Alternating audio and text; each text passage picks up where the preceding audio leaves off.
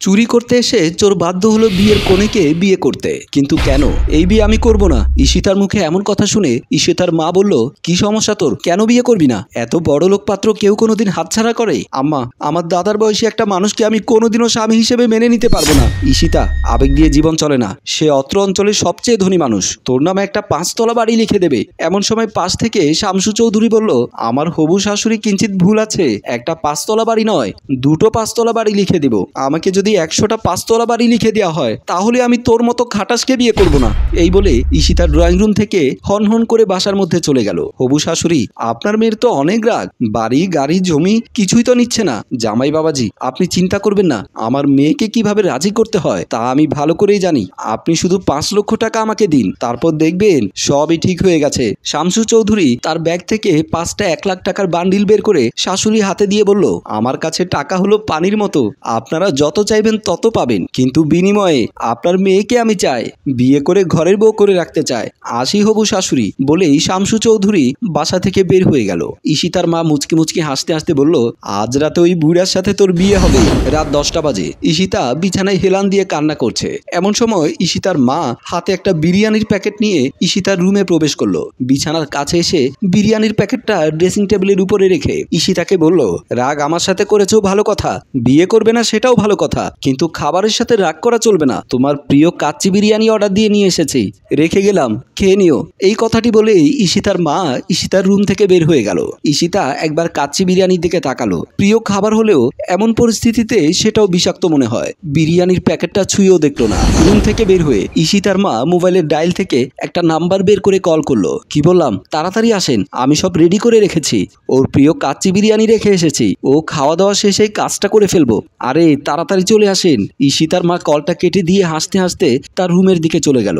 রাত 12টা বাজে। একটা লুঙ্গি পরা লোক সিঁড়ি দিয়ে উপরে উঠে ঈশিতাদের বাসার সামনে দাঁড়িয়ে ডানে বামে তাকিয়ে ঈশিতাদের দরজায় হালকা ধাক্কা দিল। লোকটি তো অবাক, দরজা খোলা। কয়েক সেকেন্ড কি যেন ভেবে আস্তে করে দরজাটা খুলে ভেতরে উকি মারলো।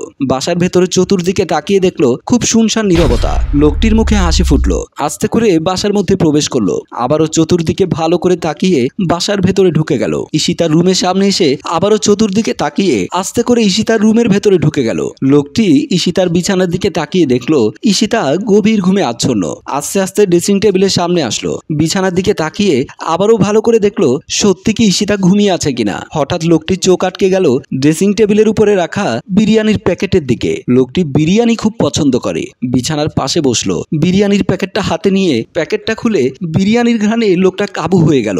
বিরিয়ানি খেতে লাগলো। খুব মজা করে লোকটি বিরিয়ানি খাচ্ছে, আবার বারবার ঈশিতার দিকেও তাকিয়ে দেখছে। খেতে খেতে লোকটি হঠাৎ মাথায় চক্কর দিল। বিরিয়ানির প্যাকেটটা ড্রেসিং টেবিলের উপরে রাখলো। লোকটি চোখ জুড়ে যেন রাজ্যের ঘুম বিরাজ করছে। বুঝতে পারছে না হঠাৎ তার কি হলো। গভীর ঘুমের চোখ বুঝে বুঝে আসছে। ধপাস করে পড়ে গেল বিছানার উপরে। মনে হচ্ছে লোকটি অজ্ঞান হয়ে গেছে। ওইদিকে মেইন দরজা খুলে বাসার ভেতরে কাজে নিয়ে প্রবেশ করলো শামসু চৌধুরী। আম্মা আম্মা বলে ডাক দিল। ঈশিতার মা দৌড়ে এসে হাসি মুখে শামসু চৌধুরীর পাশে বসে দাঁড়িয়ে বলল, এত দেরি করলেন কেন? আমি কখন থেকে আপনার জন্য অপেক্ষা করছি। আমার মনে হয় ঈশিতা এত সময় ঘুমিয়ে গেছে। শামসু চৌধুরী লজ্জাপতি লতার মতো লজ্জা লজ্জা ভাব নিয়ে বলল, হবু শাশুড়ি আম্মা, আজ কি আমাদের বাসর হবে কি? ঈশিতার মা মুচকি হেসে দিয়ে বলল, অবশ্যই হবে বাবাজি, আপনি কোনো চিন্তা করবেন না। কাজী যখন নিয়ে এসেছেন, বিয়েটা হওয়ার পর আপনাদের বাসর হবে। তারপর আর ঈশিতা কোনো টু শব্দ করতে পারবে না। হবু শাশুড়ি আম্মা, আমি চিন্তা করেছি আপনার মেয়েকে নিয়ে হানিমুনে ব্যাংকক যাব, সাথে আপনাকেও নিয়ে যাব। ঈশিতার মা ভীষণ খুশি হয়ে গেল। খুশিতে কাপা কাপা গলায় বলল, কি বলছেন আপনি? হ্যাঁ, আপনাকে নিয়ে ব্যাংকক যাব। কাজী সাহেব বলল, রাত অনেক হয়েছে, কনেকে নিয়ে আসুন, বিয়ে পড়িয়ে আমি তাড়াতাড়ি বাসায় যাব। হ্যাঁ কাজী সাহেব, যাবেন তো? তার আগে ভালো করে আমার বিয়েটা পড়িয়ে দিয়ে যাবেন। হবু শাশুড়ি আম্মা, চলুন আমরা ঈশিতাকে নিয়ে আসি। আর কাজী সাহেব, আপনি ড্রয়িং রুমে বসুন। ঈশিতার মা বলল, চলেন চলেন। কাজী সাহেব ড্রয়িং রুমের ভেতরে ঢুকে গেল। এদিকে ওই লোকটি আর ঈশিতা পাশাপাশি বিছানায় শুয়ে গভীর ঘুমে আচ্ছন্ন। শামসু চৌধুরী ও ঈশিতার মা ঈশিতার বেডরুমে ঢুকে বিছানার দিকে তাকাতে এই দুজনে চমকে উঠল। একজন আরেকজনের দিকে তাকিয়ে অবাক হয়ে গেল। দৌড়ে বিছানার কাছে আসলো। ঈশিতা ঈশিতা বলে ডাক দিল, কিন্তু ঈশিতার ঘুম ভাঙছে না। শামসু চৌধুরী বলল, আপনার মেয়ে তো আরামসে ঘুমাচ্ছে, আপনি আমার সাথে বিটলামি করলেন কেন? আমার সাথে বিয়ে দেওয়ার কথা বলে আরেকটা ছেলে মেয়ের রুমে আরামসে ঘুম পাড়িয়ে রেখেছেন। বিশ্বাস করুন, এই ছেলেকে আমি জানি না, আমি বিশ্বাস করি না। আপনি ওদের ডাকেন, ওদের মুখ থেকে শুনতে চায় ওরা সম্পর্কে কি হয়। ঈশিতার মা চিৎকার দিয়ে ঈশিতা ঈশিতা বলে ডাকতে লাগলো। ঈশিতার ঘুম ভেঙে গেল। লাফ দিয়ে উঠে বিছানার উপরে বসলো। মায়ের দিকে তাকাতেই দেখলো তার পাশে বর বেশে দাঁড়িয়ে আছে বুড়ো শামসু চৌধুরী। ঈশিতার মেজাজ খারাপ হয়ে গেল, উত্তেজিত হয়ে বলল, রাত দুপুরে বর সেজে বুড়ো এসেছে কি আমাকে বিয়ে করতে? আমি বেঁচে থাকতে সেটা কোনোদিনও সম্ভব হবে না। শামসু চৌধুরী বলল, আমাকে বিয়ে করবেন না ভালো কথা, তাই বলে অন্য পুরুষ নিয়ে রাত কাটাবে? তোমার তো চরিত্র খারাপ। এই মিয়া কি বললেন?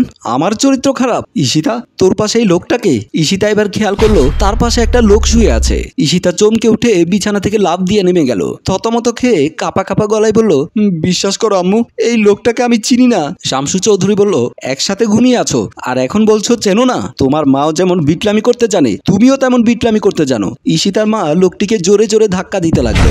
লোকটি কে কে বলে চিৎকার দিয়ে উঠে দাঁড়ালো। সবাইকে দেখে দিল দৌড়। লোকটির পিছে সবাই দিল দৌড়। রুমের বাইরে আসতে কলার ধরে ফেললো। উত্তেজিত হয়ে ঈশিতা বলল, সত্যি করে বল, তুই কে? তোর কারণে সবাই আমাকে অপবাদ দিচ্ছে। লোকটি থতমত খেয়ে বলল, আমার নাম সজীব। ঈশিতার মা বলল, আমাদের বাসায় কেন এসেছিস? শামসু চৌধুরী বলল, সত্যি করে বল, তুই কি ঈশিতার সাথে ফষ্টি নষ্টি করতে এসেছিস? লোকটি সবাইকে উত্তেজিত অবস্থায় দেখে মনে মনে ভাবলো, এসেছি তো চুরি করতে, কিন্তু বিরিয়ানি খেতে গিয়ে খেয়ে গেলাম ধরা। এখন যদি সত্য কথা বলি তাহলে মায়ের একটাও নিচে পড়বে না। বাঁচার জন্য একটা কৌশল তো অবলম্বন করতেই হবে। ঈশিতা ধাক্কা দিয়ে বলল, কিরে তুই কি ভাবছিস? তাড়াতাড়ি সত্য কথা বল। সজীব আমতা আমতা করে বলল, আসলে ও আমাকে বাসায় আসতে বলেছে। কথাটি শুনে সবাই চমকে উঠল। বিশ্বাস করো আম্মা, ও মিথ্যে কথা বলছে। শামসু চৌধুরী বলল, থাক, বুঝতে পেরেছি, আর আমাকে বোঝাতে হবে না। এখন আমার টাকা পয়সাগুলো কখন ফেরত দেবেন সেটা বলেন। আমার জীবনে চিটার দেখেছি, কিন্তু আপনাদের মা মেয়ের মতো চিটার দেখিনি। ঈশিতার মা বলল, আমি আসলে বুঝতে পারছি না, আমি কি আমার মেয়ের কথা বিশ্বাস করব নাকি এই ছেলের কথা বিশ্বাস করব। এমন সময় কাজী সাহেব ড্রয়িং রুম থেকে বের হয়ে এসে বলল, কি ব্যাপার, আপনারা এত লেট করছেন কেন? বললাম না আমার বাসায় যেতে হবে। ঈশিতার মা বলল, জামাই বাবাজি, যা হয়েছে ভুলে যান, ড্রয়িং রুমে চলেন, বিয়ের কাজটা শুরু করি। শামসু চৌধুরী বলল, চলেন, আপনার মেয়েকে নিয়ে যখন স্বপ্ন দেখেছি তখন আপনার মেয়েকেই বিয়ে করব। এমন কথা শুনে ঈশিতা কি করবে বুঝতে পারলো না, কারণ একদিকে সে মিথ্যে অপরাধে অপরাধী হচ্ছে, অন্যদিকে তার মা শামসু চৌধুরীর কাছ থেকে অনেক টাকা নিয়েছে। এখন সে কি করবে? কি করে এই বুড়ার হাত থেকে নিজেকে রক্ষা করবে? তাই সজীবের পা থেকে মাথা পর্যন্ত তাকিয়ে বলল, আম্মা, আমি তো বিয়ের আগে বাসরেই ছেলের সাথে করে ফেলেছি। আমার গর্ভেও 2 মাসের বাচ্চা, আমি ওকেই বিয়ে করব। কথাটি শোনা মাত্রই শামসু চৌধুরীর মাথায় যেন বাজ পড়ল।